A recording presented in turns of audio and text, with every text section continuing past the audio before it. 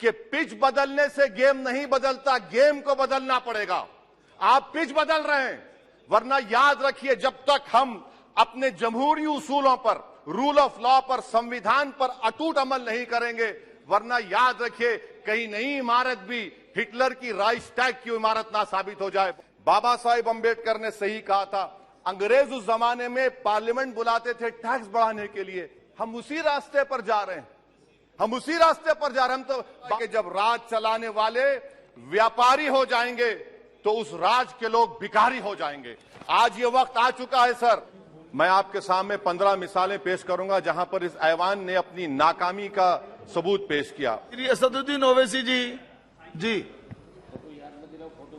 बहुत शुक्रिया सर, आपने मुझे आज एक तारीखी बहस पर बोलने का मौका दिया।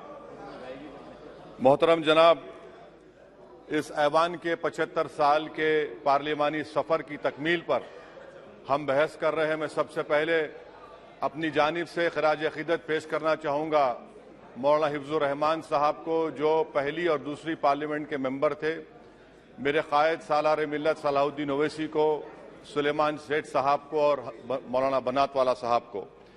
जनाब मोहतरम, इस ऐवान की नाकामियों का भी जिक्र हमको करना जरूरी है। 75 साल का तारीखी सफर इस ऐवान ने मुकम्मल किया। ये ऐवान एक इमारत नहीं है मेरी नजर में, ये ऐवान इस वतन अजीज का एक दिल है, जो बाहर जो गरीब और मजलूम अवाम की तकलीफ को महसूस करे, इसीलिए मैं इसको दिल कहता हूं। मैं आपके सामने 15 मिसालें पेश करूंगा जहां पर इस ऐवान ने अपनी नाकामी का सबूत पेश किया। एक उस वक्त जब दिल्ली की सड़कों पर सिखों की नस्लकशी की जा रही थी, एक उस वक्त जब 6 दिसंबर को बाबरी मस्जिद की शहादत हुई। आ रहा हूं भागलपुर, जिसमें रेशम के कारोबार को खत्म किया गया, मुसलमानों को दफना दिया और वहां पर फूल गोभी उगना शुरू हो गई। एक उस वक्त नाकामी साबित हुई जब मुजफ्फरनगर और गुजरात में नस्लकशी की गई। एक उस वक्त सर जब हम देखते हैं कि मुंबई की सड़कों पर इंसानियत का नंगा नाच हुआ। एक उस वक्त जब इस ऐवान में टाडा पोटा का काला कानून बनाया गया, यूएपीए का कानून बनाया गया, आफ्सपा का कानून बनाया गया, जिसको 1 साल के लिए बनाया गया था। 58 में हम 2023 में आ गए। एक उस वक्त नाकामी साबित हुई जनाब, जब हम देख रहे हैं कि आज ये जो दिल है, भारत का दिल है, हिंदुस्तान का, इंडिया का दिल है, आज गरीबों में, मजलूमों में, मुसलमानों में, कश्मीर की अवाम में, दलितों में, आदिवासियों में इस ऐवान की मोहब्बत और एतमाद खत्म हो रहा है, कम हो रहा है। इसीलिए जनता सड़कों पर आकर एहतजाज कर रही है, क्योंकि उनको लग रहा है कि ये इमारत बन चुकी है, हमारा दिल नहीं है।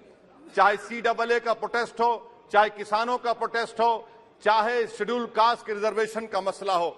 इसीलिए मैं आपके जरिए हम तमाम को मुतनब्बे करना चाह रहा हूं कि अगर हम रोडों पर इंसाफ करना जनता को अलाउ करेंगे, इस ऐवान को दिल नहीं रखेंगे, तो याद रखिए ये हमारी पार्लियामानी जमहूरियत के लिए बड़ा नुकसानदेह साबित होगा। और नुकसानदेह इसलिए भी होगा कि क्या हमको अपने ख्वाब गफलत से, अपनी जिम्मेदारियों से निभाने के लिए क्या भगत सिंह को आके बैठना पड़ेगा ऊपर कि देखो तुमने 75 साल में कैसा कानून बनाया और किसको कहां तक पहुंचा दिया।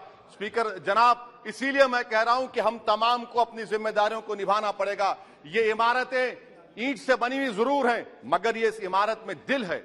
इस इमारत को दिल के तौर पर बरकरार रखना पड़ेगा। स्पीकर सर, एक और मिसाल दे रहा हूं जहां पर इस ऐवान की नाकामी है।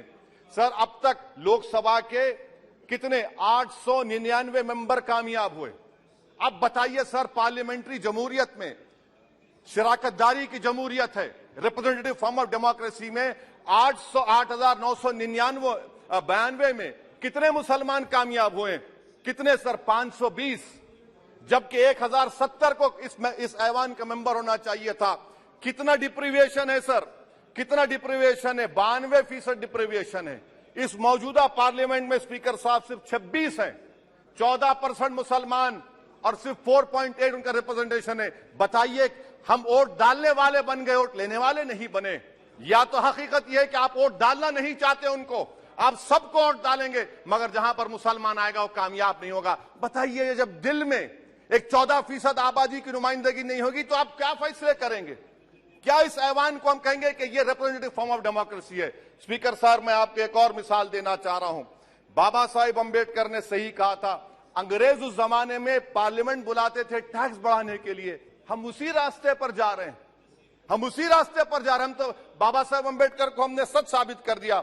स्पीकर सर, आखिर में मैं आपको बताना चाहूंगा कि आज आप देखिए कि चाणक्य ने क्या कहा था। चाणक्य ने सही कहा था।